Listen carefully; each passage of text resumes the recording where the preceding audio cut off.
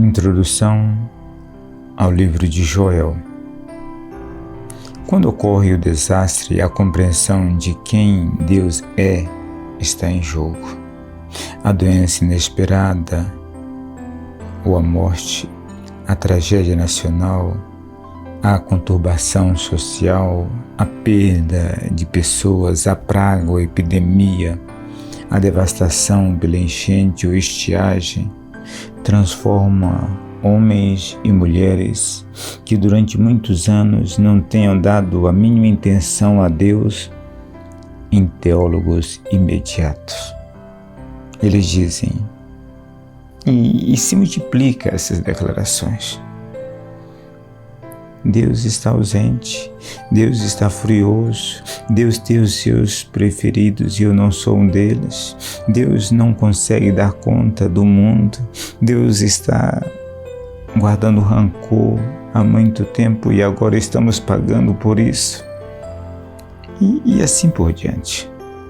A tarefa do profeta é levantar-se na hora da tragédia e esclarecer quem Deus é e como ele age. Se o profeta for bom, isto é, correto e verdadeiro, o desastre se torna uma alavanca para arrancar as pessoas de seus pecados e libertá-las para Deus. Joel era um dos bons. Ele usou um fato contemporâneo a Israel para ilustrar a situação a fim de despertar o povo para a realidade de que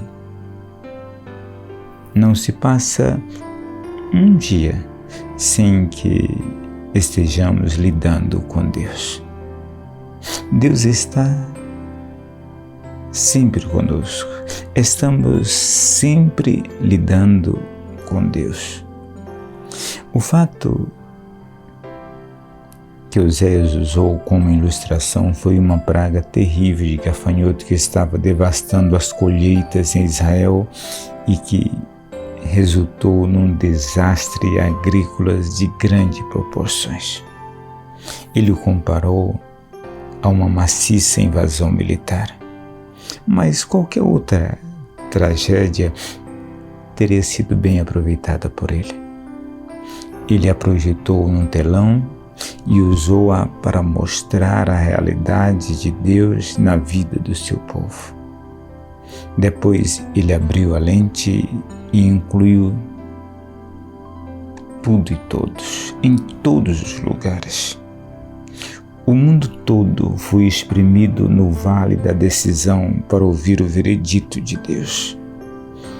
Essa imagem de grande impacto tem servido há séculos para manter o povo de Deus atento às consequências eternas das próprias decisões.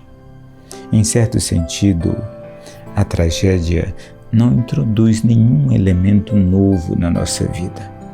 Apenas expõe a realidade moral ou espiritual que já existe, mas que estava escondida debaixo de uma camada de rotina, de preocupação conosco mesmo e de ocupação com os afazeres da vida.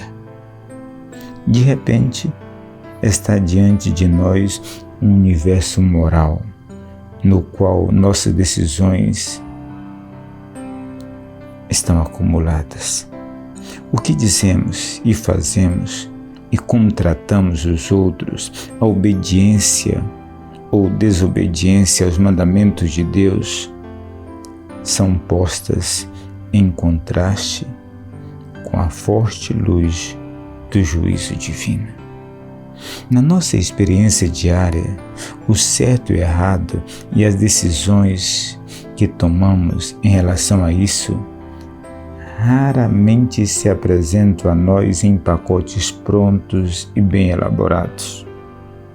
As palavras proféticas de Joel continuam a reverberar ao longo das gerações, estabelecendo a conexão definitiva entre qualquer coisa, grande ou pequena, que interrompa nossa rotina diária, nossa rotina e Deus, dando-nos a nova oportunidade para reorientar a vida em obediência e fidelidade a Ele. Joel nos dá a oportunidade para o arrependimento no leito da morte. Antes de morrermos, enquanto ainda há tempo e espaço para muita vida agradável, vida que glorifique a Deus. Joel não diz muito sobre si mesmo, nem mesmo sobre a época em que ele viveu. Sua perspectiva era dupla. Os desastres nas manchetes do momento deram a ele uma visão de todas as notícias das gerações seguintes, até mesmo das gerações que encontrou Jesus em sua primeira vinda e da que encontrará Jesus na sua segunda vinda. Os gafanhotos podiam desfolhar uma árvore em minutos, uma lavoura de grãos em poucas horas. Um enxame maior poderia devastar a economia de um país em poucos dias. Num dia, os ouvintes de Joel eram prósperos e estavam festejando.